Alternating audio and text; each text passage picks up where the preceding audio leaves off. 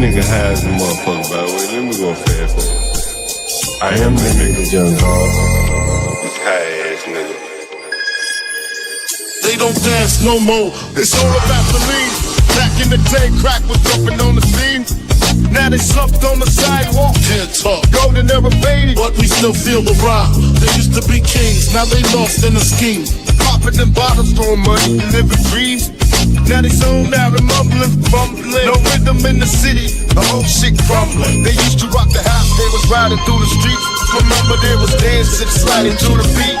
Now it's poison in their veins, ain't no pulse on the street. Guess it's over now, they accepted defeat. Back in the day, the rock had a violent freak. Different story now, they got no energy. New drugs got them slow with the hit unload. Eyes closed and they don't dance no more. Block used to be jumping, top shit they was on. Now it's lights out, guess the thrill is gone. I am the nigga, young dog. I bring it to you rough, rockin' and raw, nigga. They don't dance no more, it's all about the codeine. Back in the day, they was rocking on the scene. Crack out of pop, Even dancing in the rain, now they nodding off. shit just don't hit the same. I am that nigga, young dog.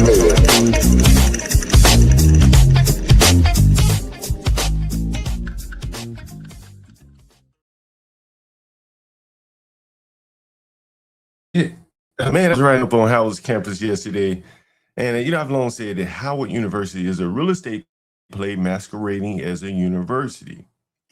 Many of the Howard students have been shipped far off to Hyattsville, Maryland, the dorms, while Howard is leased off probably much of his space. I'm assuming they leased off his space instead of owning it or selling it to developers. And so around Howard, there are very high-end apartments.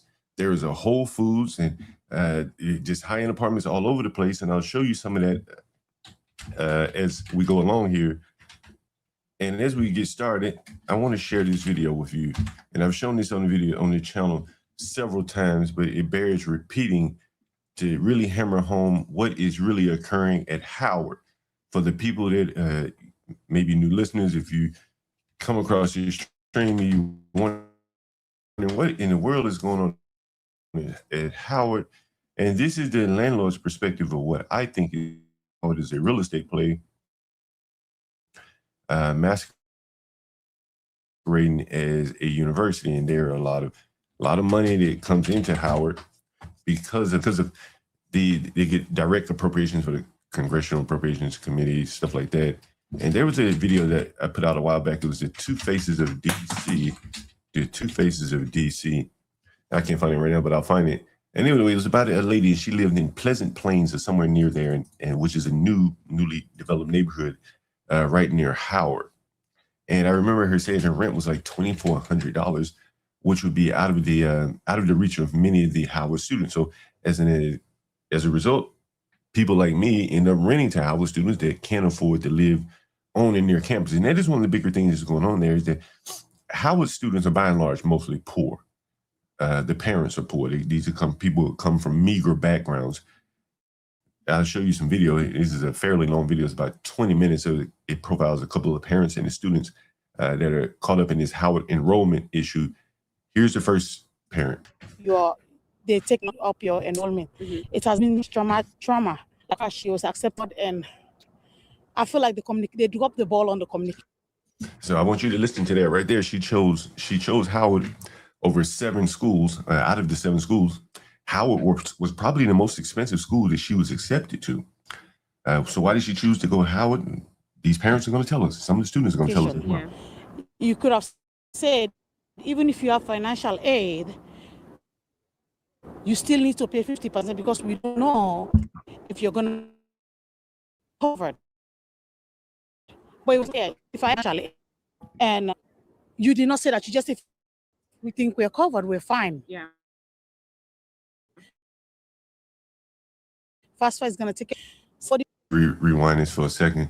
In case you missed it, here, listen to what this lady's about to say. 50% for me, for my child. Probably has an enrollment process, software not atypical in most of the other universities. I can't imagine that Howard built out their own custom software to enroll students. So they're probably using a commercial package that most other universities used just the same. But the problem becomes is Howard students are very dependent on aid, and those aid funds may be dispersed later than the deadline to enroll or kick a student out. And I think that seems to be what's happening here is that Howard has a hard and fast data, let's just say whatever date it is, and the money is that these kids are dependent on is coming in much later than that.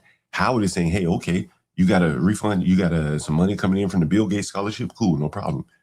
We'll cut you a refund check, but you need to get on a payment plan right now. And that is creating problems for these parents. You can hear some of them saying, we have the money, we paid it, but it's a little too late. That the software has hard and fast dates, and it is $1,000. You think this lady has $9,000? That's a lot of money. This is just pull out of your pocket. And I think she has 2 other kids at Howard. So again, this is quite a bit of money coming out of a lower to middle income black household. Again, the next thing is these people are probably first generation. I was talking to Be Brave about this, and he expressed amusement. Oh, wait, hold on for 1 second.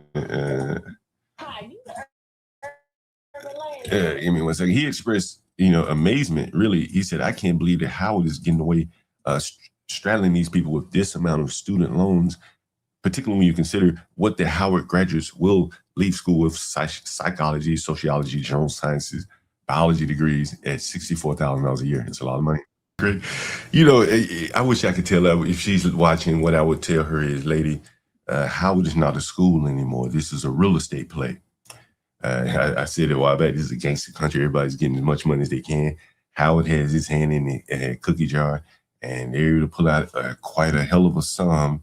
And I've shown you that, and I'll show you one more time for a fact. Howard University government appropriations.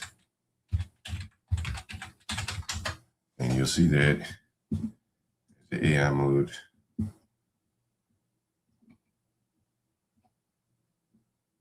You see that here. Federal appropriations serve as a foundational revenue pillar for Howard University, historically accounting for 20 to over 40% of its annual operating budget. As a federally chartered HBCU, Howard has unique access to direct annual funding from the United States government, authorized by a 1928 amendment to its original statutory charter. And it goes on to say that Howard is one of the only universities that gets direct federal funding funded through the Appropriations Committee. And you'll see that here. Let's see, Howard University funding appropriations committee. Howard University receives federal annual appropriations managed by the Labor, Health, and Human Services, Education, and related agencies, subcommittees of the U.S. Congress. Key funding elements include general academic support, Howard University Hospital, and matching endowment grants. That is what keeps this university afloat. Yesterday, I was writing about Howard, and I'll show you a little bit later after this video. Now, my daughter did receive a lot of money, scholarship money from Howard. She did receive that. Again, that would be from the government. Person has a comment on the screen, and this is apparently what he's referring to. The major federal financial aid policy changes took effect on July 1st under the One Big Beautiful Bill Act. These new rules overhaul loan limits, Parent Plus caps. Parent Plus is the parent loans, and Pell Grant eligibility. Parent Plus loans capped at maximum of 20, lifetime limit of $65,000. Trump is more or less limiting the ability for these kids to just go knee deep into debt for an education that may not matter much. That's how I'm taking it. If you're limiting how much people can borrow for an education, then you're putting a cap on more or less how much they're able to pay above and beyond grants and scholarships. Graduate professional loans, that's not what's happening here. Less than full-time enrollment, I don't think that's what's happening here. And a lifetime cap, a new overarching federal loan cap of $250,000 applies to cumulative federal borrowing. Interesting. So all students whose total cost of attendance is completely covered by non-federal. Oh, wow. This is interesting. students whose total cost of attendance is completely covered by non-federal scholarships, so if you get the Bill Gates Scholarship or the Bloomberg Scholarship, or grants, are no longer eligible for a Pell Grant. Universal, correct me if I'm wrong, that would be the refund checks that a lot of kids get. All their grant and student loans combined, they get a refund check. Applicants with a student aid index added above twice the maximum Pell award no longer qualify for minimum grants. Interesting. Would you say, I mean, some students had 100% coverage, some students had 50% coverage. What would you say the coverage was for those scholarships? Around. But wait a minute, the refund checks are a thing of the past? Man, that's how people used to live during my day. They couldn't wait for the refund check. They lived their whole damn semester out of a refund check. The refund check's pretty much thing of the past at this point. The federal government is only going to give you, wow, yep. That seems to be what the big, beautiful bill was saying, that the Pell Grants are not going to go up and beyond any grants that you already have if it's fully covered. Wow. That's a big change there. That's a big change there. The refund checks. 50%. Around 50%. Okay, cool. Wait a minute, what is he saying here? Would you say, I mean, some students had 100%. But based upon what we're reading here, if this is federal policy, then Howard can't really do anything about this. They have to play by the guidelines to get the federal money. And there's really nothing they can do. Howard's looking for any excuse to get rid of these students, and these parents don't get the bigger picture here. Yeah, that's true. Let me show you something. Let me show you something right here. You see this? If you can see this on the map. This is Howard University in red right here. This is where Howard is shipping his students off to live. It's a true story. I talked about this the other day. This is in PG County. Howard is shipping his students from here all the way out to PG County. And they're bringing them in by bus every day. Howard is leased off or sold a lot of the land on that campus for, the short-term money or maybe the long-term money because the area is gentrified quite a bit. And in doing so, they don't have anywhere to place their students. That's the ugly truth of the matter as it relates to Howard. And that is why. Is this the same lady? Is this the same lady? Is that the same lady? Look. Did I lose my browser here? Can you see this? Is this the same lady? I'm curious to know. Rashida. Uh-oh. We got a black in here. So what? It's the same lady. Okay, good. Perfect. Remember, she says she's from Chicago. She's an American writer and producer. She was a supervising producer for seasons 4 and 5 of the Showtime original coming-of-age drama, The Chi, and was later promoted to co-executive producer for season 6. She's also served as a writer on the series, been listed executive producer for series 7 and 8. This is Rashida, born in 1984. So that makes her about, what, 9 years younger than me, 10 years younger than me. 40, she's about 41, something like that. And she's the stepmother to this lady. The Chi. This is not aristocratic Black America sending their children to Howard, as you can see here. The Chi. A second time. A third time. Then you let them do that, then but one more time. Do better.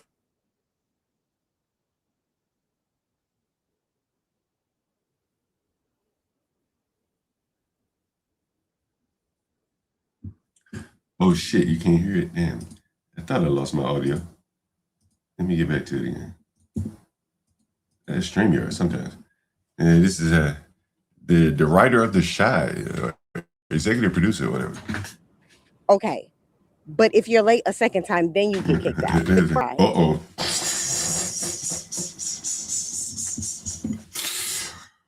Ooh, boy.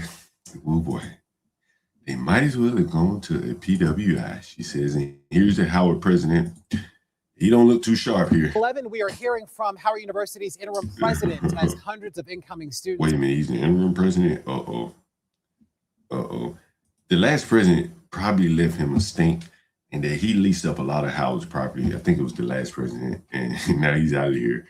He's left a lot of problems behind. Are still waiting for answers after unexpectedly losing their enrollment. Now, we've been on top of this story all week long when more than 500 students found out that their spots at Howard University were revoked. The university says that these students missed a critical payment deadline. This comes with less than 2 weeks until students start moving in on campus. Now, Dr. Wayne Frederick is apologizing to those students, but says that it's what universities normally do. First, let me start by apologizing for any distress that we may have caused, and I recognize that. That sounds like a Caribbean accent. Oh, that's a Caribbean accent, I think. With it being so close to school, that certainly caused some people some significant distress, and so for that I apologize, and I certainly take full responsibility for that. Having said that, this is part of what universities usually do, and especially a university like Howard that has a high demand. We had not received communication or complete documentation from that group of students. And he also emphasized that they needed confirmation and verification that certain scholarships would be applied to those students, and that they will do a better job of communicating that in the future. And so you remember I said, how would this become a real estate play? That's what I said a while back. I said, Howard University facing backlash, and the university is now reviewing the cases. No, not that. I said Howard a long time ago was a real estate play. Here's an example of what I mean. This is years ago. Hey fam, I want you to like, share, and subscribe to our YouTube channel.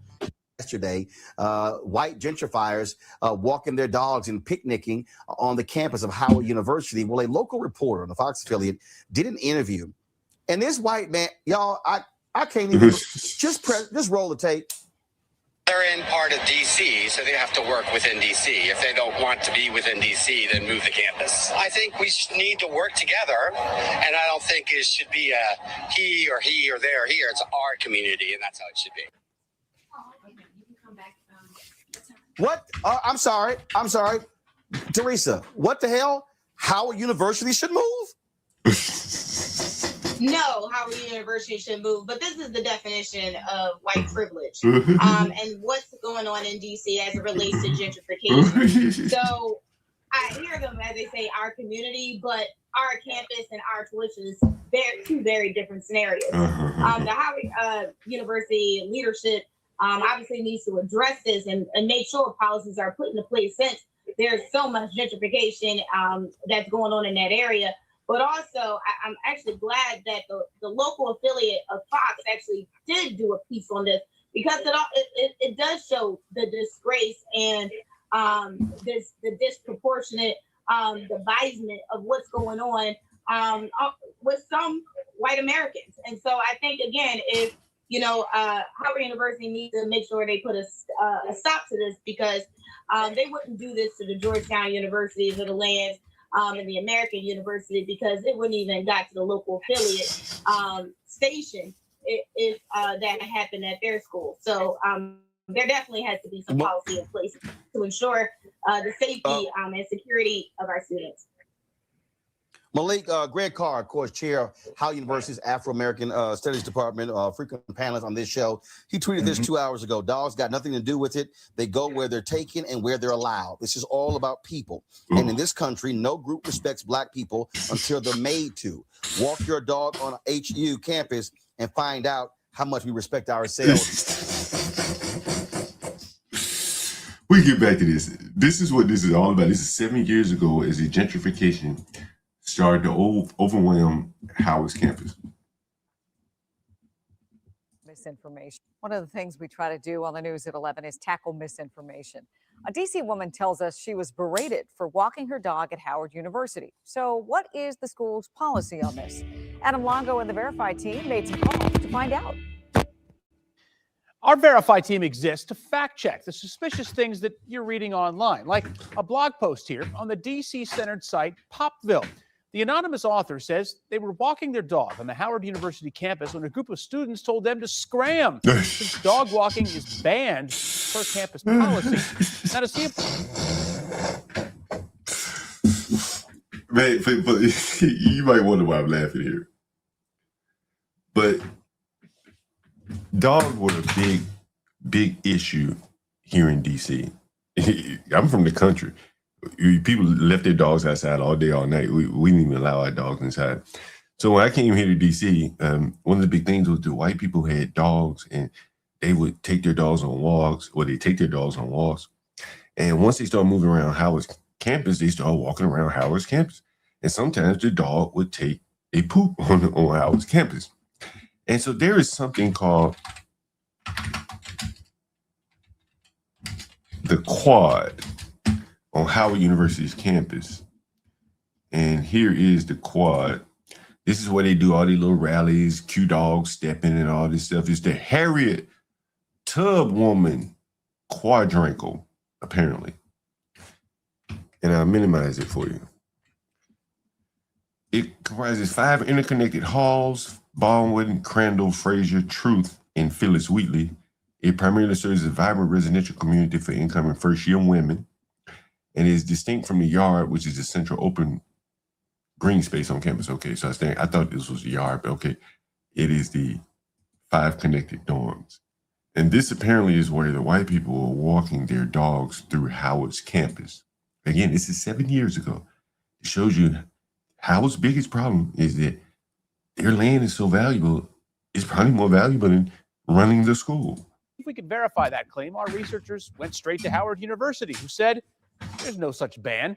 They're a private university, but they won't stop you from walking around campus. So what about other universities? Well, we called around. Catholic University and George Washington University, also private schools, say there's no ban there.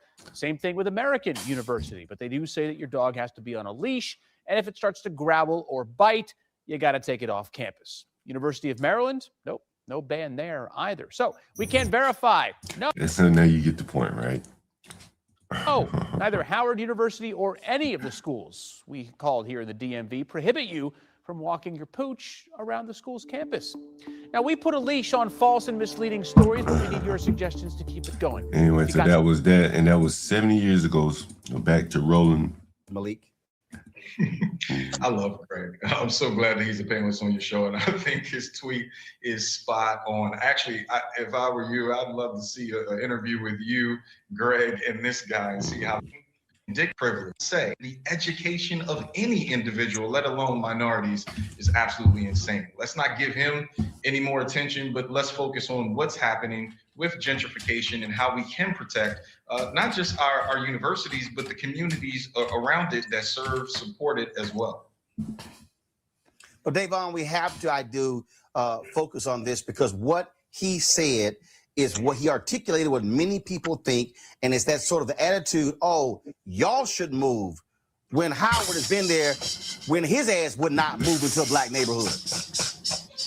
Yeah, and I would actually take it a step further. You know, that statement is an extension or a representation of the larger colonial mentality that is a part of the collective American consciousness, where Black people are literally just objects of other people's thought experiments, where Black people simply serve as commodities to be trafficked for the interest of white institutions and white folks' pleasure. And so when you think about gentrification and the way that it's happening around the country, you know, you have like the kind of hipster kind of profile, you know, the kind of person that is proximate enough to Black suffering, that there's a sense of enjoyment from being in close proximity to it, while at the same time, you know, having just and really just destroying communities and neighborhoods in which Black people live and struggle every day for the purpose of their own enjoyment. And that's the quintessential mechanism of colonialism. And as Dr. Carr said, the way to fight colonialism is that as Black people, we need to stand. Oh, yeah. Anyway, let me show you. I got so much stuff because I've been on this for a long time. Here's another example. This is a phone call we took a while back. Listen. Hello, Mr. Gold. Yeah. Hi, you the urban landlord. Right there. Politics. I live in Southeast. I never had a problem in Southeast. Again, I never had a problem. $150 today for a dog room. Architecture student, so he basically Listen, this is a Howard University mother looking for off-campus housing. Here it is. Listen to this. Today for a dog room. They just let in too many freshmen. So they're booting the sophomores, you know, up there. Oh, wow. And the shuttle ends 11 something. So my son is an architecture student. So he basically wouldn't even, if he stayed late on campus, he'd be in trouble. Plus he paints. So he couldn't get on the shuttle. Like, it's all these issues. Oh, wow. So they have the students living in, like, Hinesfield's a long way away from Howard. I know. It's a 40-minute shuttle ride, Van said. It's impossible. Yeah, that's a long way. It's probably quicker to just ride the train. I know. So it's really not an option. I can tell you that now. It's not an option. So we're trying to weigh out, like, if they change him, which they haven't said anything, and now I just think we need to just look into other options. So they have a lot of students. They have a lot of students, or just a handful up there in Hinesfield? A lot. In Hinesfield? And he said it's a whole lot up there. In Hinesfield? Wow, Hyattsville. that is amazing. That is really amazing. Damn. You know, I don't know if you know this. Have you live in DC? No, we're in Baltimore. Oh, okay. You know, I've been in DC a long time. I've been a landlord here a long time. And if you're familiar, did you go to Howard? Yeah, I went to Howard. Oh, you probably know then. You know, a lot of that area around Howard, it used to be like dorms and stuff. Absolutely. People were too afraid to walk. And now everything is over expensive and people don't look like they used to look. It's basically, it seemed like they sold out their students, you know, for for commercial. Like, and now they sending kids to high school. Shit, that's low. You hear this mother agreeing with me. John Galt saw this 10, 15 years ago, the urban landlord. I saw all that gentrification around Howard. I'm like, there's no way they can continue to house these students here. These students don't have the money to pay market rate anywhere near market rate. There's a Whole Foods basically on Howard's campus. Wait. It's insanity. And it's, the tuition is already high enough. And then to ask, you know, for them to live around campus is it's like even 1,900, that's a lot. If they squeeze two in a room, maybe not so much. But it's still a lot. Yeah, that's a lot. Yeah, that's a lot. Yeah. So yeah, if you could share my information or grab more information for us, because we're gonna have to make a decision in 30 days. They've got to be back by probably August 10th. Okay, yeah, I'll find out right now and I'll let you know. Okay, thank you so much. Again, that was a Baltimore mother of a Howard student. And again, Howard has sold these students out for commercial gain. The real estate around there, it drives all.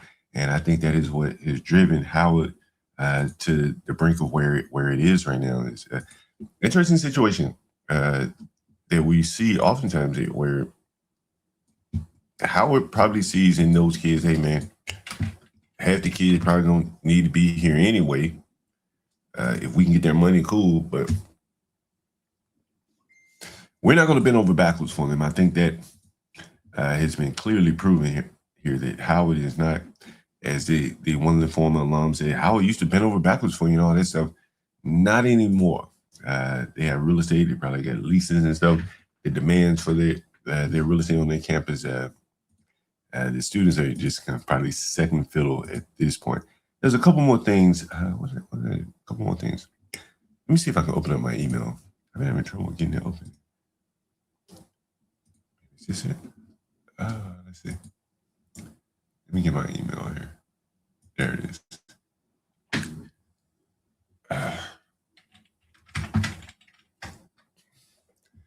I'm going to scroll through just a couple of the, can I do it from here? A couple of the emails about the Howard dysfunction. Again, I'm on a user group for Howard. And so here are just some of the emails that I've received over the last couple months. And I'll share those with you, some of the group messages that I've seen. And here's one. Let me share my screen again. Let me share my screen.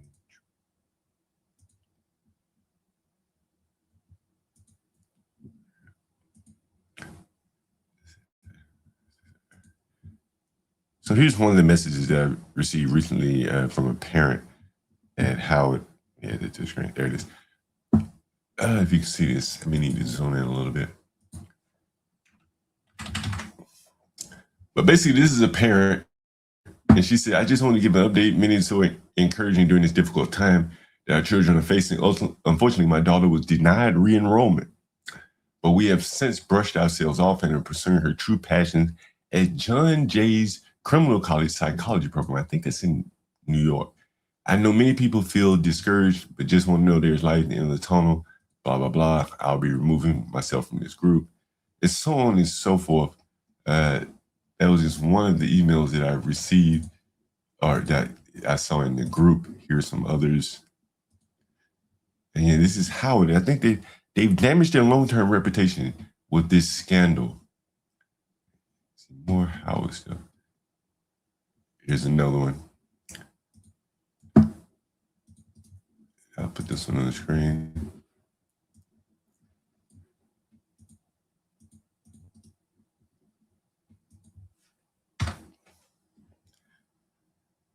It's from Twitter. Yeah, John Jay's in New York. Yeah, that thing is in Brooklyn somewhere. Sooner or later, Twitter will open. And this is from Fox 45, Baltimore. A mother said she tried to pay her daughter's tuition. We saw this lady after Howard University unenrolled her. We saw this one. I think there were more of them. Let's see, here.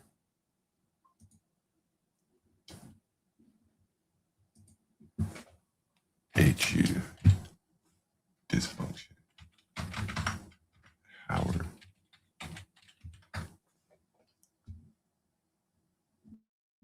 This is me yesterday by Howard University.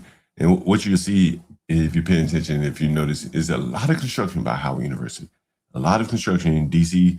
Being gentrified. You've heard earlier, Trump is going to secure $300 million worth of short-term apartments for the National Guard.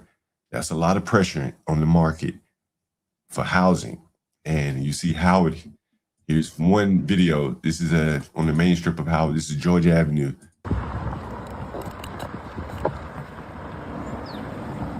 And all of this is basically the hospital.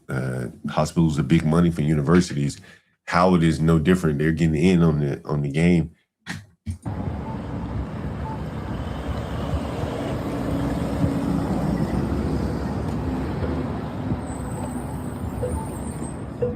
What's up, Herman?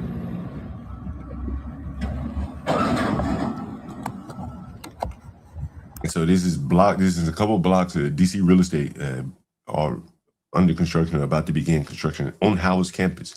You're not going to see this level of construction on many black colleges. This is some serious construction, and this is all around Howard. They're brand new buildings that were not built for the students. Trust me on that.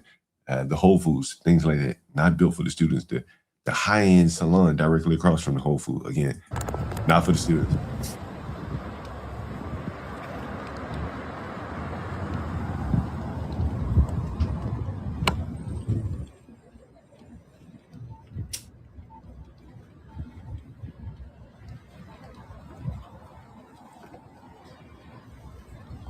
And that's Howard. Here's another video of Howard. Again, this is further up the block. And one of the things you'll notice is all of these stores are closed. These used to be, this may be open, this is the bookstore, but further up the block, all of these stores are closed. These were stores that used to cater to the Howard students, little small businesses in the grill, Jamaica eatery, stuff like that, all closed. Friday is a hurricane.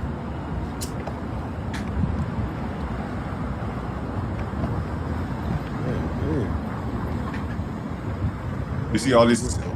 That used to be a Starbucks right here. All this stuff is all boarded up. Something new is coming, and it's likely to be fairly upmarket, just considering the area, the pressure in this area financially. Yeah, it would. Howard can make a lot of money off of this area. This is Georgia Avenue and U Street going north. So this is what you're seeing with Howard. I have a couple more videos I want to put up there before I get started. Here's another one. Do this. Put this up. I think this is Howard.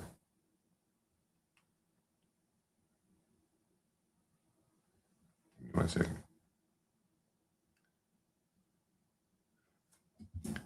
So here's another video. And you can see all these businesses are more or less closed.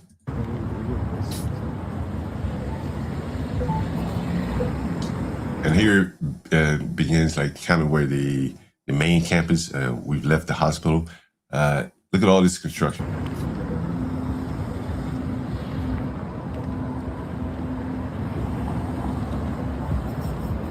So this is like all the small businesses. They're probably not coming back. Yeah, so all these stores are closed right here. Damn. Howard's doing a lot of development around here. All these stores are closed. Damn.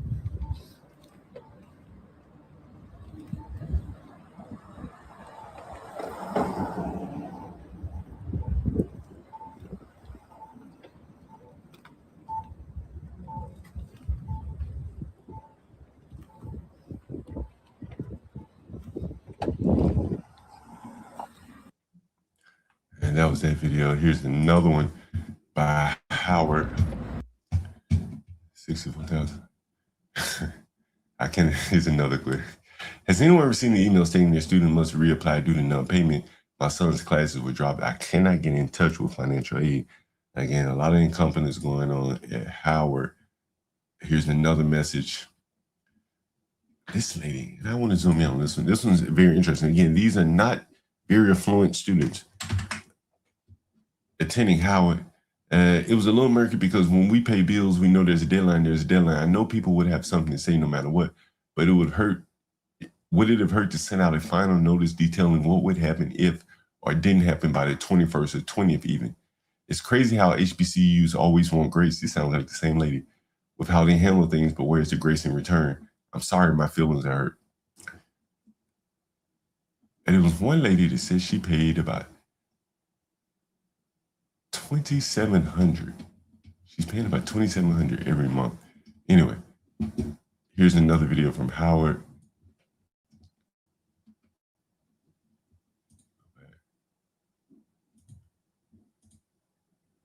So this is a little bit north of Howard. I think it's posted, yeah. Is this north of Howard? I think so. Yeah.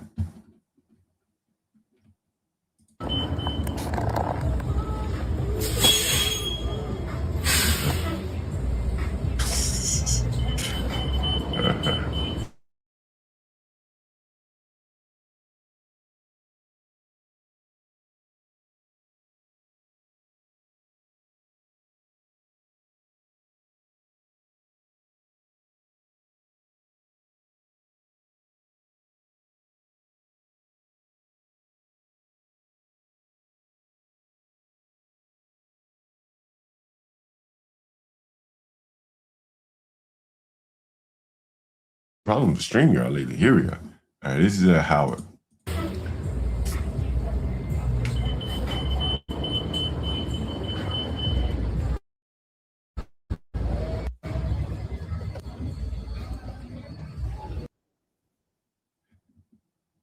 Damn, did it shut down? Damn, my browser shut down?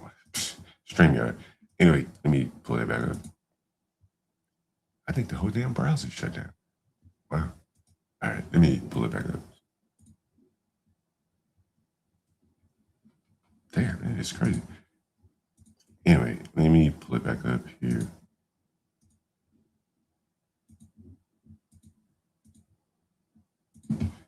All right, here it is.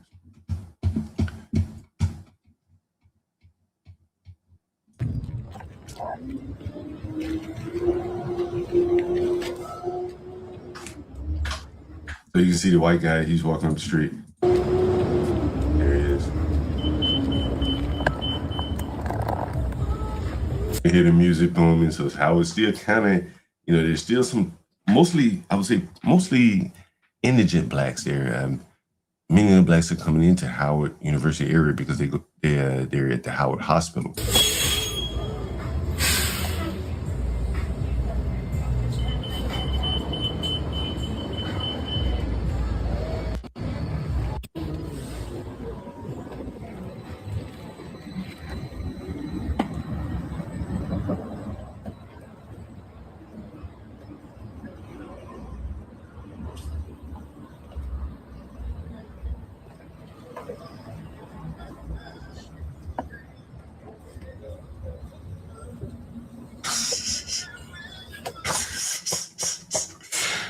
It's like a mixed match of a little bit of everybody out here.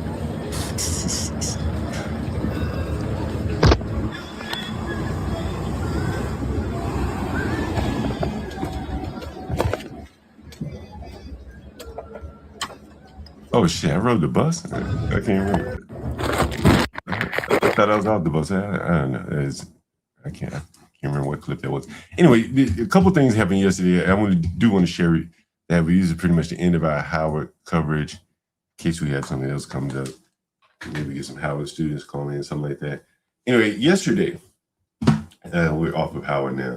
I had an interesting phone call, interesting day, I should say, and I'll play that call. Hello, Mr. Dog. Yeah. Hi, you the urban landlord. I mean, yeah, like, cause I mean, before I really listened to you, I was kind of on the fence about being a landlord, and I'm pretty convinced. Like I say, I mean, I'm pretty sure that it's something to it. But I'm not you though. That's the problem. I'm not you though. I'm not you though. At the end of the day, I like the idea of it, but I'm not you. You love this shit. You kicking back. You love this life, boy. You love this shit. Let me call it right now. No, that's okay. Hold on, let me put you on my Bluetooth here. Give me 1 second. I can hardly hear you. Yeah, I'm sorry. What did you say? I'm having trouble connecting. What did you say? Hello? Did she hang up? Let me call her back, Lisa. And these people all night, stir shit all night. See these people, they raise hell all night. Oh. I'm surprised. Why is she even right there? I guess the lady gonna call me in the morning, so Oh, she just messaged you. Nah. Yeah. What you calling about this time? Huh? I told you what I had to tell you. I'm asking you a direct question. Yeah, what you asking me? Did you remove the gentleman, your property from the resident? I already done told you no one time. I told you, look, I come over there, I clean up anything in the common areas. If it's left out there for more than a day, I ask him, hey, is this yours? He had some tools in the common area. Did you remove them? I didn't see any tools. All I saw was pots and stuff like that with dirt in them. Yeah, flower pot. That's trash. I don't allow people to store flower pots on the front porch. That's trash. It's all right. I done told you, man. It's trash. So you store that shit on the porch. It's goddamn trash. Hey, well, I done told you. What the fuck got me repeating it for then? You got me repeating it for. Didn't you understand what the fuck I told you the first time? If it's left in the common area, it's goddamn trash. Huh? What the fuck? What the fuck the confusion for? Ain't nobody property. If it's on my front porch, it's my property. You understand that? Call me stupid. You know what I'm saying? You have to relax. Like this. This is what I'm saying. Who is allowed to be in charge of any kind of damn law enforcement? Stupid. Yeah, now who are you? Yeah, what are you calling me about? You Officer Roy, you looking for a room or something? What you calling me about? No, I'm calling you about a room. I'm here. Oh.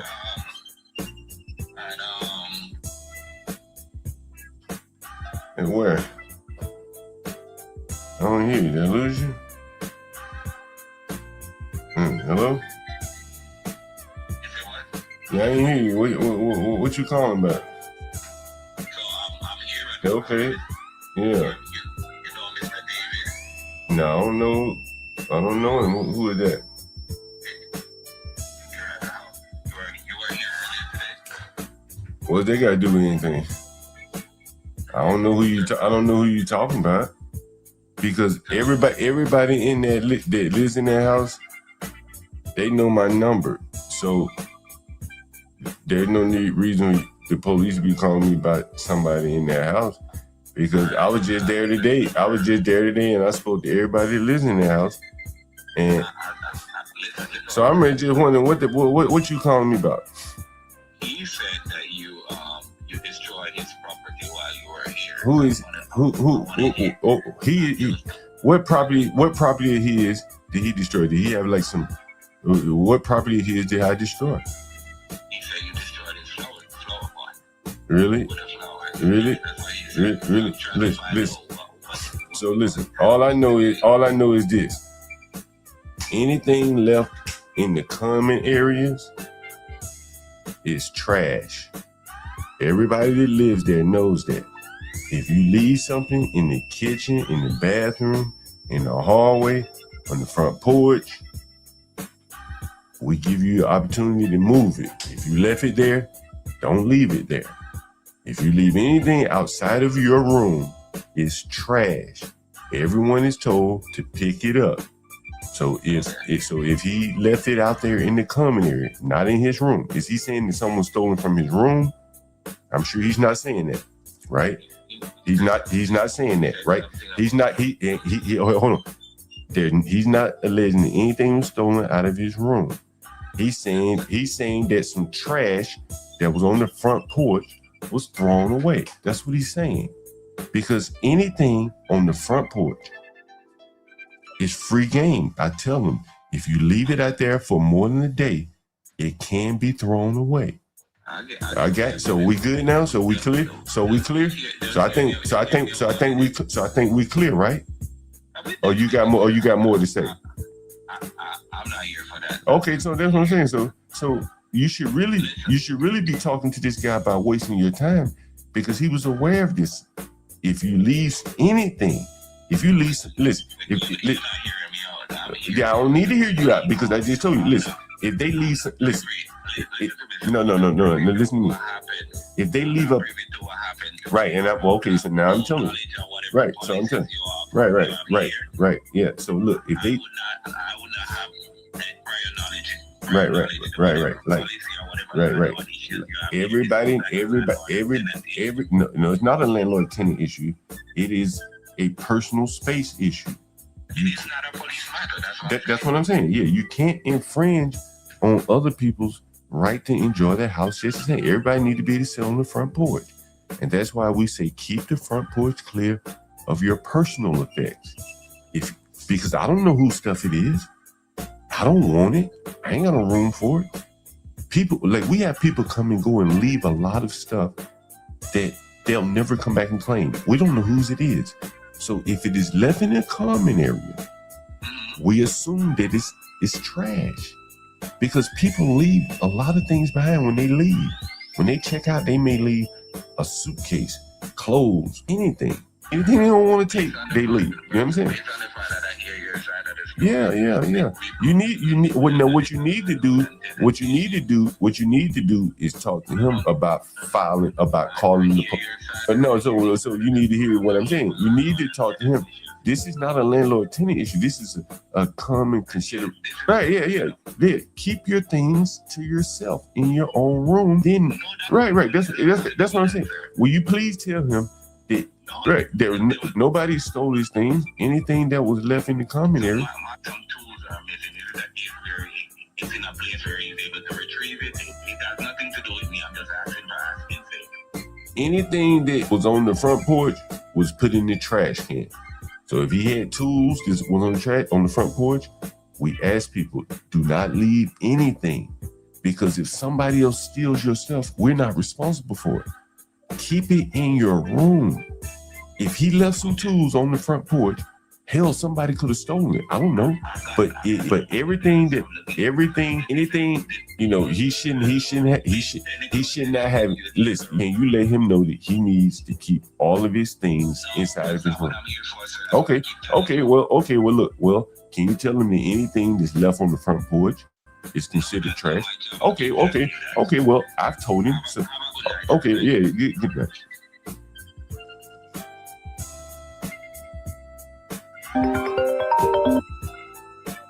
Yeah, hello?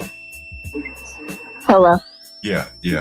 Hey, sorry, my phone died. Are you okay? I'm okay. Yeah, I'm fine. Yeah, how you doing? I'm good. Mike called me because I was on the way home. He was like, I just want to let you know in case you want to take the back door. The cops are here. I said, for what? He said, what's his name? David. David had called about his plants. So I said, are you kidding me? At 10 o'clock at night? I come out to the house, cop cars on the street. I told him the day before, I said, hey, man, and I was there the other day, day before yesterday, 2 days ago probably. I said, hey, you got watermelon in this shit. It's flies, it's mosquitoes. Grow that shit in your room or rent a greenhouse. But no one wants to walk past that. This is not your extended bedroom. You got to get it Mike up. said the same. He said, I haven't sat on the porch in forever. He said, I don't even like sitting out there no more. Right. I said, you see me and Jason don't sit out there. And I not just him either. I'm not picking on him. The guy across the street, it's the same thing. I'm like, yo, you can't just store stuff on the front porch. I don't care if you're about to put it in storage, get it in storage, but don't leave it on the front porch. It's actually a white guy, by the way, Dolomite, a white guy. If someone was leaving that stuff out, so, that's all I told him. I didn't raise my voice. I didn't have any cross words at him, but he just called the police. I was there when he called the police. I'm surprised they just not getting there, but So he called earlier. You were here earlier today. Yeah, I was there earlier. He called him the other day that I was there. And again, all I told him, just get your stuff off the front porch. It's creating a nuisance. Flies, mosquitoes, just what. When I tell you I went on the porch, I was cleaning off, me and Jason were cleaning off our scooter to go out to eat. When I got done off the porch, I had 8 bug bites on my legs just from standing out there just those couple of minutes. Yeah, the mosquitoes are already bad in that area. And that just makes it worse. You're right. Like it was watermelon out there. Like that's gonna draw all kind of insects, flies. Like watermelon. This is where exactly, but this is the thing, and Mike, and I agree with Mike. This is where it gets kind of frustrating, though. You do not live by yourself. You live in a house with other people. Right. So before you call cops and stuff, you need to think about that. Because me and Michael, you remember the white guy? He joined the police force at like 60 years old. It's on the channel. This is the one that called the police. Like, is this going to mess up us renting here or anything, or no? It's him calling the police. Hell, I'm not even there. The last couple of days, I've had the police call to 2 or 3 different properties. I don't know why people do this. They've called the police on you at the properties? Yeah, other properties, yeah. I don't know why they do this. Like, I'm not bothering them. Oh my gosh. I'm not bothering them. I'm not threatening them. I'm not arguing with them. David's frustrated because he feels like the house needs worked on and you don't come around. I don't know why he just don't tell us to your face, though. I thought y'all been having this conversation. Listen, the last time I talked to him, this probably months ago. And he hung up on me. He said, I don't want to talk on the phone. I said, well, okay. Well, if I can't talk to you on the phone, then you probably need to find somewhere else to live because, I can't fly over there every time you want to talk to me. It's just not the way it works. Find somewhere else that, you can have a more personal relationship with your landlord. If you don't like it, go somewhere else, Because I tried to tell him, he was like, that don't bother. I said, the thing is, I like it. I don't like being bothered. So I said, everybody's different. I don't like being bothered. Jason don't like being bothered. I can only speak for us. Yeah, we like to pay our rent and keep it moving. Yeah, most people don't want to have any kind of interaction. They just want to, live and, care about their business. Because me and Mike because we were worried about that. We were like, see, what's going to happen? Like, or I said, I don't know. I don't want to go home or get a text that I got to leave in a week. I said, so. He just needs to, if he's unhappy, he should just leave. I told him that, Because I told him, I said, let me tell you something. I had a friend who kept bothering. It was an old homeboy. So he kept arguing with his landlord. He didn't want to leave. You know what she did? She got a restraining order. So he had to leave. I said, he needs to stop. Yeah, I don't know why, I don't know what his problem is, but. Because I told him, I said, you live with other people. You can't do that. And the thing is, my boyfriend, Jason, he's on probation. He can't have that. They only allow him to come to DC because he don't get in trouble. He's like one of the best. My probation officer, his probation officer loves him. So all that cop calling, they said the same thing. We can't have that. That can't happen. It looks bad too. You know what I'm saying? Like, and it does. It was embarrassing. I had to go through the back door to come to my house, so I would be seen out front with this nonsense. Yeah. It looks bad. And I'm wearing my uniform. I got MedStar on my jacket. Like, come on, that's not fair. And for what? For what end? Like, if it's his, I gave him 2 or 3 days to pick this shit up. He didn't do it. So I'm assuming hell he don't want it. I told him if you don't. I'm not trying to come down on you, but me and Mike agree. We have to figure out something. I'm serious. Like, my boyfriend's on probation. We can't have that. That's inconsiderate to other people. Jason. And that was just yesterday. Every day is always something new.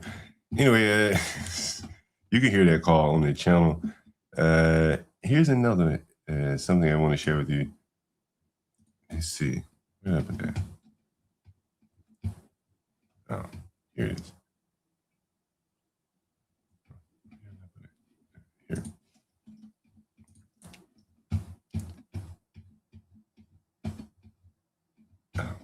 Oh, here it is.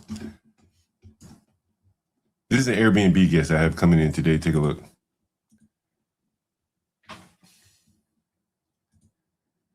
I'm moving to DC, so I'm doing the paperwork and shit like this at this Social Security.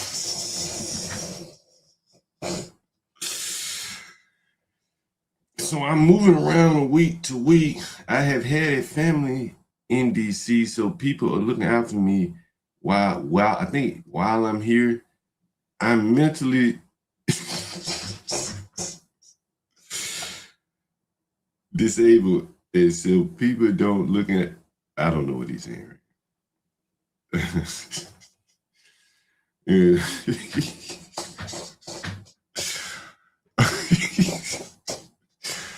This is the Airbnb guest that I have coming today.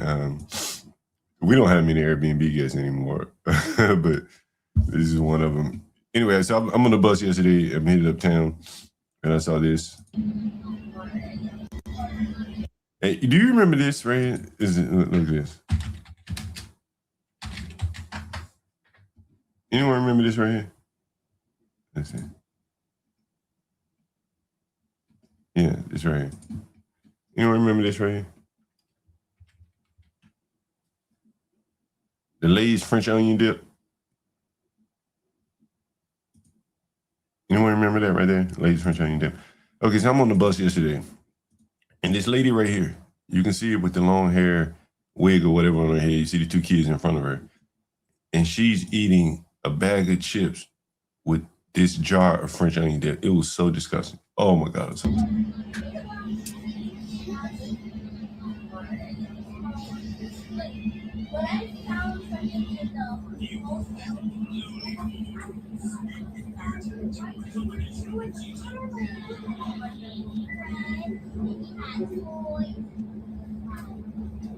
You see the little girl, she eating a chip. But the mama was eating like a big old bag of them. It was so disgusting. She was just dipping her hands and everything. I said, oh my God, it's so disgusting. Oh my God. I think I have it on YouTube. It's on my channel. It's a short. Yeah, here it is.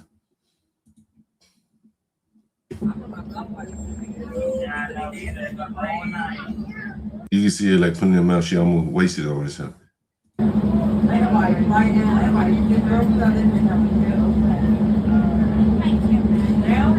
you can see the jar in her hand right there.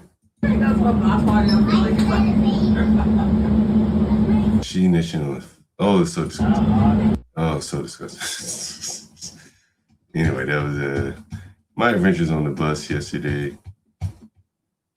I do need to call one person, two people.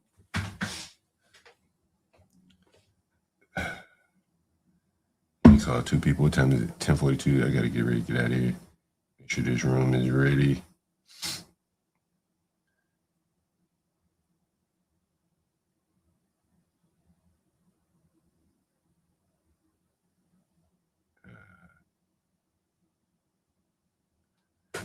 Call this guy.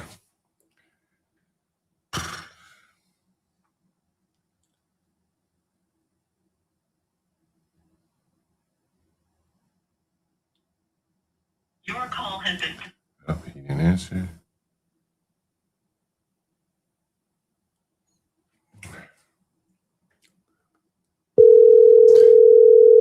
I'm gonna talk to this nigga real rough. This nigga kind of stupid or something.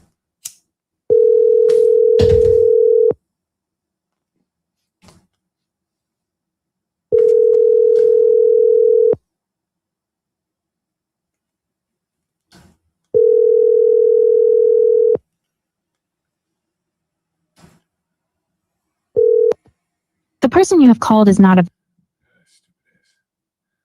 I got one more call.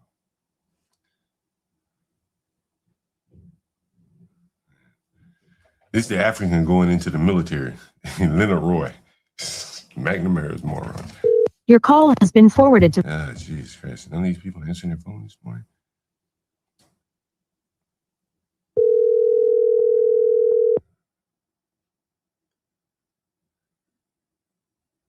Yo. Hey, what's up, man?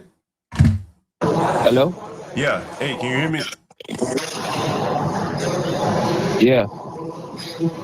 Yeah, man. You've been handling like 3 payments. I need you to send like two payments for like 2 days, and then I don't think you sent it yesterday. I need you to get on top of that though, man. You can't get behind like that. Yeah. Man, it's just been, I sent you a message this morning. Yeah. I'm going to handle it. Yeah, trust But me. what's the problem? What's your issue? Aren't you doing that Uber stuff? Yeah, the car payments. I told you how it goes. I need to make the car payment before I start making money. So every beginning of the week, I start at zero. Basically, for like 2 days, I don't make money. So that's what happens. And I'm behind on the 3 payments, so I'm gonna send you like 250, 200 on Wednesday. That's my plan. But what if your plan don't work out? Huh? What if your plan doesn't work out? It will. It will. Trust me. It will. So how does this driving this car work? How much you have to pay them every week? Oh, so I by the end of the week I should have like $600, $700. But how much do you have to pay? How much do you have to pay the people every week for the car? Oh, 220. That's it. Yeah, that's it. But it's not easy like with gas too. So it takes me until Tuesday to pay it off. Oh, they get their money first before you get any money. Right. So that's what usually happens. And then by the end of the week, I got you. Oh, I see what you're saying. Oh, so why you just don't ride the scooters again? Don't you make more money riding scooters than cars? Yeah, that's what I want to do, but it's tough. It's tough. Why isn't it tougher driving a car? Yeah. So why you drive the car? No, I said it's harder driving the scooter. Why is that? But don't you make more? Yeah, nah. They do, but like it's with the weather, but it's tough. So. But it's hot right now. It's the best weather to be doing the Uber, right? About the scooters, right? Yeah. You do the car in the wintertime. I'm gonna switch back to the scooter. Yeah. The car don't make sense, man. Yeah. What they have you delivering with cars? Where you go to it'd be like out in the suburbs now? You say what? What do you do deliveries in a car? Out in the suburbs or something? Yeah, out of the airports. You drive people around. Oh, okay. Yeah. Oh, okay, I see. All right. Yeah, John. Man, appreciate you for understanding, but trust me, like I'm a stand-up guy. I don't try to, I ain't trying to play no games. If I had the money, trust me, I would. I don't like having debts, Yeah. Yeah, I don't like it. Stresses me too. So, but trust me, I got you. Can you send over some payments today to cover was it 2 or 3 days you missed? Yeah, right now I ain't got shit. I'll lie. That's why I want to send you. On Wednesday, I'm gonna send everything. By tomorrow and Thursdays. By the end of this week, I should separate everything. Now you done went from Wednesday to the end of the week. Yeah. On Wednesday, I'm gonna send you. I can't do the end of the week, bro. You got to get something in tomorrow, okay? You gotta get the money in tomorrow. You got to do more than try, man. You got to do better than try. You got to make it happen. Yeah, I'm gonna make it happen. All right. All right.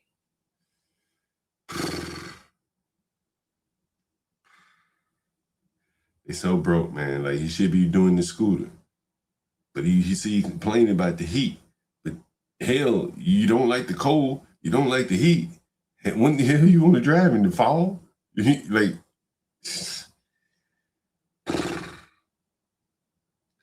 unbelievable. Unbelievable.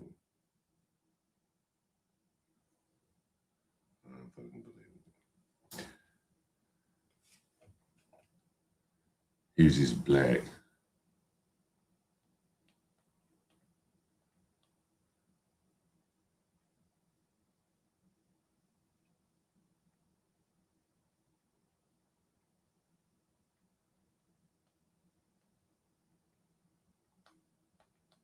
Texas. These blacks really play a lot of games.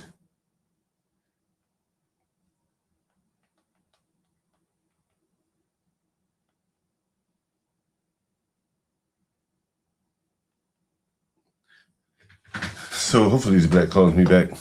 You know, this is, you know, if we have any real estate people in the audience, I talked to a lady the other day. Hips up roller skater, Texas girl. He needs a trade. Yeah, well, he's about to go into the Air Force. I guess he's waiting on them to give him his job or whatever. He's African. He can make more money with a car, but Uber doesn't pay. Yeah, see, I think they make more money off of the scooters and stuff. All the guys downtown on the electric scooters or whatever, they're not paying for gas. They're doing more orders, in a time, quickly, short orders to office workers and stuff like that. Driving a car, I don't know. You get, you can't factor in how many tickets you're going to get because it's so unpredictable. You're going to get tickets in this area. The cameras and stuff like that are going to catch you. So I had this black guy. They always got something going on. He's at the dentist now. Out of here.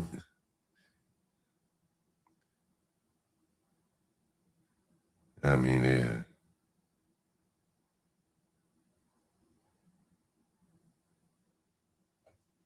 yeah. Some shit. Hey, one more person. The phone call. It was something I was going to share here. The phone call. David. Oh, the black guy that's behind on his rent. Well, let me tell you this story first. For the landlords out here, or for people that do any kind of selling on marketplace, don't take PayPal. Don't do that. The black guy that was trying to get housing provided by some housing provider, you heard the call on the channel. He tried to run a scam on me by requesting a refund by way of PayPal, even though he stayed there. See, these are some very dishonest people. And this is, I guess the blacks have caught wind that you can run scams on people by paying with PayPal. So if you were to encounter a black person and he volunteers to pay you by PayPal, particularly if he pays you for goods and services, do not take the money. They're probably running a scam on you. And that leads me to, I talked about this the other day, the low trust society that's forming all around. You're the white guy, he doesn't want to leave. Basically the standards are being set so low that everyone, well, not everyone will, but people will ultimately, fall to the, settle to their level. And here's, one of the things that why I say that, this whole PayPal thing and Facebook, there's so little trust that is making people act in opposite ways that you would expect. And here's something interesting. I wanted to buy a bed frame, and I told you guys this story. And usually I send like an Uber courier or a roadie delivery to do pickup. The person says, if you'd like to buy, please come and take it. She would not allow me to send like a roadie delivery person, and most of these people want cash. I don't know if that's, I'm guessing part of that is due to fraud, but, I'm not sharing this. But this is a very interesting in that here's a person where I would have thought it'd been safer. Hell, I don't want to meet you. I'll send a courier there, pick it up, and I'll pay you electronically. She was not, or he, I think it was a lady though. She was like, no, I'm not comfortable with that. And I told her, hey, I can pay you now for the bed. I really needed a bed. I had a tenant break the bed. Anyway, she was like, no, sorry. And I had a couple phone calls like that or messages where the people were not willing to accept. Is this another one? Oh, here's another one. This is very interesting. And you can see it here. I prefer a face-to-face handover. And again, this is just another bed. I said, is it a full size, everything included? Yes, nothing wrong. I'm leaving the country. I said, send me a request by Zelle. And the reason why I say this is because I don't want her phone number. If I say, hey, what's your phone number? Let me Zelle you. She may be uncomfortable with that. So I said, well, just send me a request and I'll respond back to it to pay you. I'll pay you now and send an Uber to pick it up. Are you at least physically able to just hand it to the driver? That's all I need her to do. She says, I prefer a face-to-face handover. And I think part of that is, again, because of the fraud and the crime that is happening online on Facebook. She'd rather meet me face to face. Maybe she wanted to meet at a police station. I'm not sure. And then there was this that happened.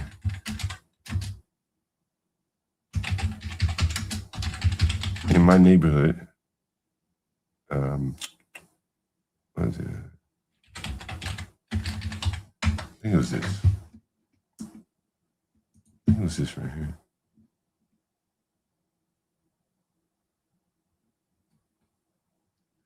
I think I showed this video. But anyway, it was oh, here it is. I'm not sure if there's video, so if not, I'll read it for you.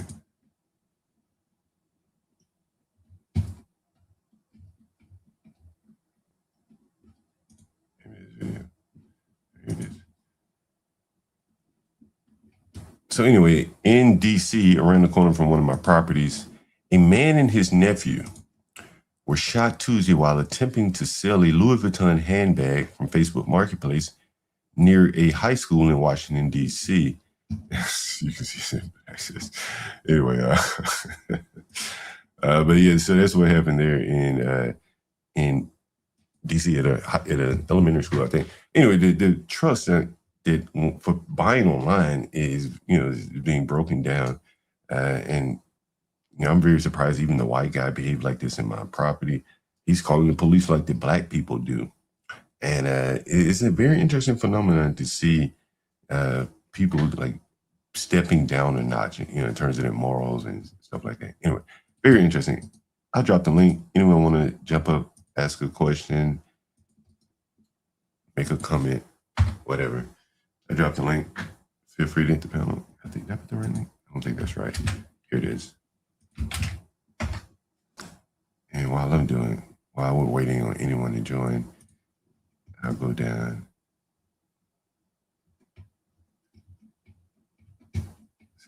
There was something I wanted to cover. Where is it here? Covered Howard. We covered. I'll be in New York shortly, so I might as well cover this. I guess while I'm in New York, I'll be covering some of the Montgomery rent freeze, how that's working out. So there's that. Here's this.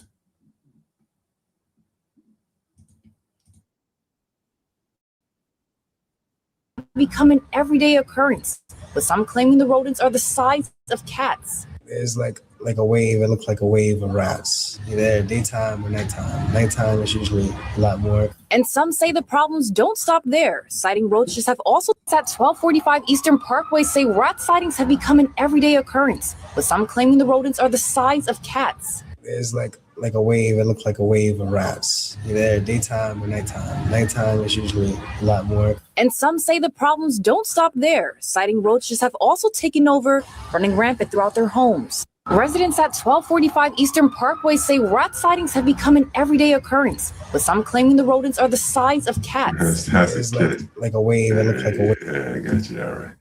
Here's another video. Oh, should I play this one? All right, I got two videos I want to play. Then we get out of here. This one here.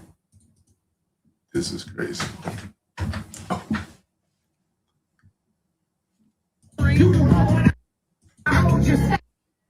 I gotta make them.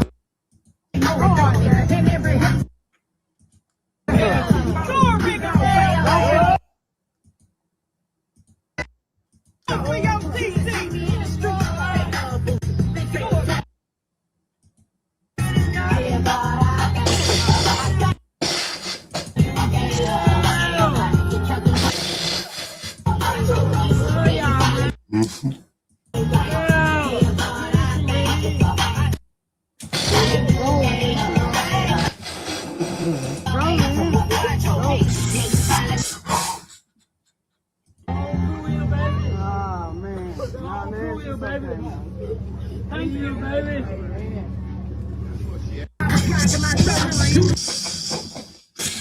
The little boy threw a game. They were burying his grandma, I guess. And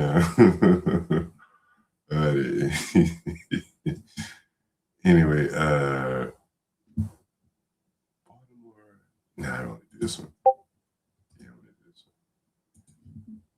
Yo, this is crazy. Coming out of DC again, keeping it local.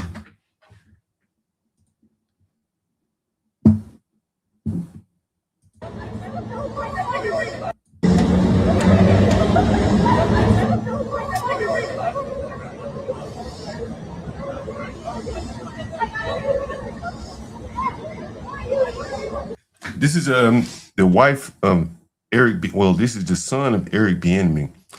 He shot his mother. Eric Bieniemy was a Kansas City Offensive Chiefs coordinator. He may still be the coordinator, I'm not sure. But he lived right outside of D.C. At one point, he was a coach or something for the Washington Redskins. This guy, this is unusual coming out of the NFL. A coach's son shoots his mother.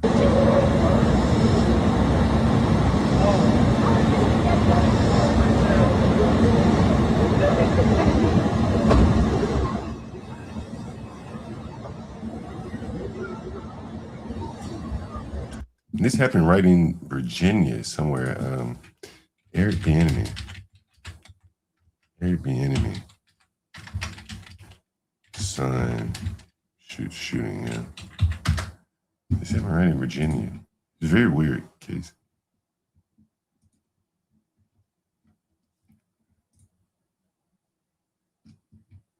10 o'clock hour. First tonight, an investigation continues after authorities say the wife of Kansas City Chiefs offensive coordinator Eric Bieniemy was shot inside the family's Ashburn home. The couple's adult son is now charged in the case. Our Virginia Rita joining us live in Ashburn with the latest information from neighbors. Regina, what are you hearing? Yeah, well, ladies, the people who we spoke with here today, they say this area is pretty quiet. Neighbors try to keep to themselves, but they also know who Eric Bieniemy is. He is the offensive coordinator for the Kansas City Chiefs. In 2023, Eric spent that season with the Commanders, so he's known here locally. He still has a house here in Virginia, and residents describe him and his family as a friendly, so they are shocked to hear about what happened. Take a look. According to the Loudoun County Sheriff's Office, Mia Bieniemy, the wife of Eric, was shot multiple times inside the family's home on North Park Drive in Ashburn. You're seeing video here of Mia being carried out on a stretcher and being put inside an ambulance. Authorities say the alleged suspect is the couple's 27-year-old son, Elijah Bieniemy, who was arrested at the scene. You're seeing deputies there taking Elijah into custody outside the home earlier today. He's charged with malicious wounding and 2 other offenses and is being held without bond. Investigators say Mia survived the shooting but suffered serious injuries. So far, the sheriff's office has not released a motive. But for neighbors, they say they're still trying to process what happened. Man, that's amazing. Knowing that something so close home happens like this, something like this happens so close home, it's first shocking, and then second, it's kind of like, overwhelming. It's very tough to go through something like that, and it just never goes away. But it does kind of open your eyes as to anything can happen anywhere. Elijah, he's always been very polite. And anytime I see him, he's always, always polite. He was very cordial and greeted, very, no issues, no problems, and he was always to himself. And the man you just heard from lives next door to the Bieniemy family. He says he didn't hear the gunshots, but says it's still hard to believe something like this happened so close. At the time of the shooting, Eric was not home. The Chiefs are in Missouri for training camp. Earlier today, Chiefs head coach Andy Reid told reporters he didn't have many details about the incident. Our hearts go out to Eric Bieniemy and his family. Thoughts and prayers are with them. I can't get into details on it. But things happen sometimes, and Eric will work through it. He's got a great support group here, as does his family, as needed, and then we'll just let time take care of it. The Chiefs coach did mention that the wife, Mia, is currently in stable condition, but as far as law enforcement and investigators, they have not released any further details about this shooting. Yeah, damn, that's an amazing case. It really makes you wonder, why didn't he have his son involved in coaching or something like that? I wonder what his son did for a living, other than maybe live off his father. Very sad case there. A young man probably without much future. His mother probably argued at him, say, hey, get up and do something. You look at his head, just his general look, probably not presentable to the mainstream audience. He crashes out. We've been an hour and 50 minutes in. We're on the Clips channel. Let me tell you this. Oh, shout out to Herman, American Man. I don't think I banned you, and someone else. But all the supporters of the channel, of late, I think it was Herman, American Man, and someone else. Let me take a look. And thank you all for supporting the channel. From the bottom of my heart, there. Someone. I was talking to someone today, and they said, "John, somebody's gonna kill you." Literally said it to me. I said, "What?" They said, "Yeah, someone's probably gonna kill you." Master Kim, Herman, and American Man. Yeah, thank all you guys, everyone, really, people in all this, everything. Much appreciated. But yeah, someone said to me, "Said John, some of the things you're saying, someone's gonna, harm you." And that brings me to why we're here streaming on the backup channel is because one day I started a stream, the intro, as you've seen the intro many, many times, but I stopped the stream like before the intro ended because I guess I was tired or something. And that stream was struck. So that was my second strike there. I played the intro a million times. I'm not quite sure why that title got me struck. But anyway, that video got me struck. So anyway, that is the reason why we're on the backup channel if anyone's interested in it. So someone, I think it was Dolomite, he commented that there are bands of people that go around doing these things. So apparently they're very effective if that is the case. So we'll power through it however we get, however we can do it as long as it's possible, I guess. But for those of you that wondering why we're here and not there, that explains why. I hope that explains why. So that's what we're up against here.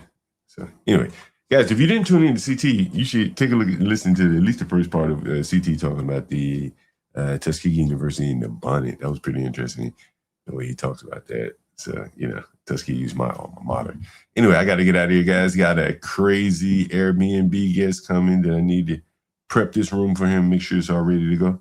Once again, thank you for joining. Make sure you hit the like, share, subscribe. If you haven't subscribed to the Clips channel or the Twitter stream, you get a little bit over there. Let's see, King. Is this King Shanat? Fact, no.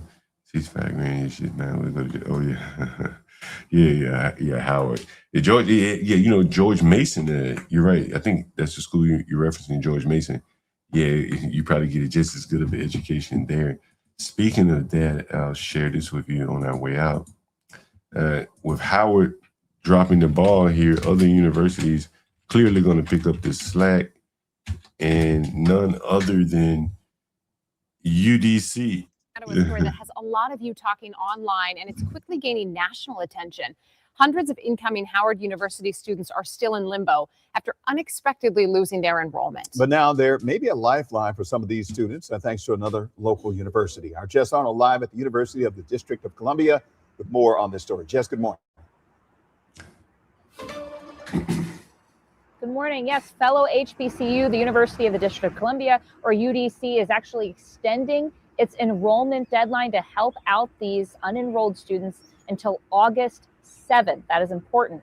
Now, part of this information that they are providing has to do with those payments, financial aid. That was a whole part of this original debacle. They are sharing that federal aid can transfer from university to university. All you have to do is log into your FAFSA. Oh, wow. I didn't know that. Portal and change it from Howard to UDC. That can follow the student. They said scholarships can move also, but students will need to call the awarding organization to redirect those funds. Wow. Yo, is this new? Have you always been able to redirect student aid like this? Yeah, I think you're right about George Mason. George Mason is a pretty good university. Virginia's, fairly affluent state. It can invest in pretty good state schools. Damn, I didn't know you could redirect funds. That's interesting. It's a lifeline for students who have been left without one weeks before thinking that they were starting at Howard. Everything's all right, and then all the progress kind of just disappears because we're 2 weeks away from, moving in, and Hey, University of Maryland is probably pretty expensive though, for out of state. It all gets taken away.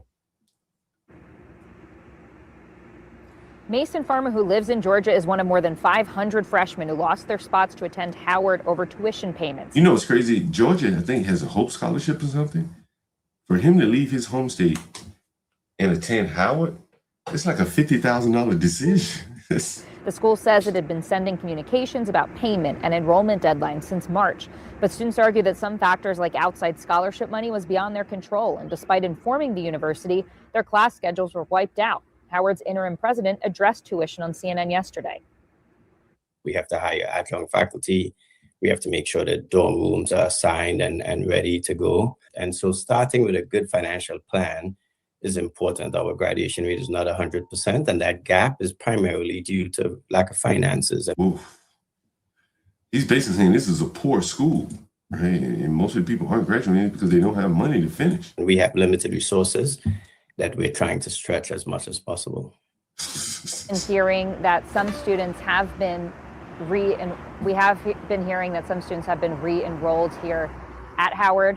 We're going to keep you posted on exactly how many we have been reaching out. Now, if you are wanting to enroll here at UDC, I'm sure a big question is, but where do I live? Now, UDC says... There you go. UDC does not have dorms.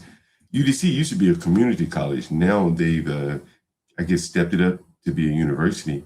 Interestingly enough, UDC used to have a very, very low, bad reputation. And now they're in the position to take Howard students. What a turn of events here. That they have limited availability for their beds, but they did provide other local resources I'll share in this web story online that they say students take advantage of. Now, also, we have that info. We have other special resources just here on WUSA 9 that I know you all have more info about in studio. But Jess, I just think of how gut-wrenching this must feel to, want to be so excited to go to the college of your dreams. And then all of a sudden, just a few weeks before classes, this is just kind of pulled right out from under you. We've heard students say, listen, from a financial aid perspective, we have not been able to talk to people at the university. We've been ping-ponged all around trying to get some information. Jess, certainly appreciate your reporting for us this morning. We'll be checking in with you for any updates. Impacted students can scan this QR code on your screen. This is very helpful. It will expedite Western at UD ready to help impacted students. Anyway, you notice that these students are not trying to transfer to American to Georgetown or GW. That would be, or even Catholic would probably be just as expensive. But these kids want to go to the HBCU, a black college. You heard that one mother say her child grew up going to primarily PWI, what you call them, white high schools and elementary schools. So this was their chance to go to Howard, and it's $65,000 decision. And you're seeing people leave states like Georgia, where school is more or less free for in-state students. And so a hell of a decision to make, and then look at the outcome of all of that, and you see the financial strife of more or less middle-class families, middle to lower to middle-class families, shouldering this burden in education in psychology, social sciences. You have to ask yourself, is it all really worth $64,000 per year? Once again, I am John Galt, the urban landlord. Thank you for watching. This nigga has a motherfucker, by the way. Let me go fast forward. I am the nigga John Galt. This high-ass nigga. They don't dance no more. It's all about the lean. Back in the day, crack was jumping on the scene. Now they slumped on the sidewalk. Can't talk. Golden era baby, but we still feel the rock. They used to be kings, now they lost in the scheme. Popping them bottles, throwing money, and living dreams. Now they zoned out and mumbling, fumbling. No rhythm in the city, the whole shit crumbling. They used to rock the house, they was riding through the streets. Remember there was dancing, sliding to the beat. Now it's poison in their veins, ain't no folks on the street. Guess it's over now, they accepted the back in the day, the rock had a wild and free. Different story now, they got no energy. The new drugs got M slow with the hit unload. Eyes closed and they don't dance no more. Rock used to be jumping, type shit they was on. Now it's lights out, guess the thrill is gone. I am the nigga John Galt. I bring it to you rough, rugged, and raw, nigga. They don't dance no more, it's all about the codeine. Back in the day, they was rocking on the scene. Even dancing in the rain, now they nodding off. Shit just don't hit the same. I am that nigga John Galt.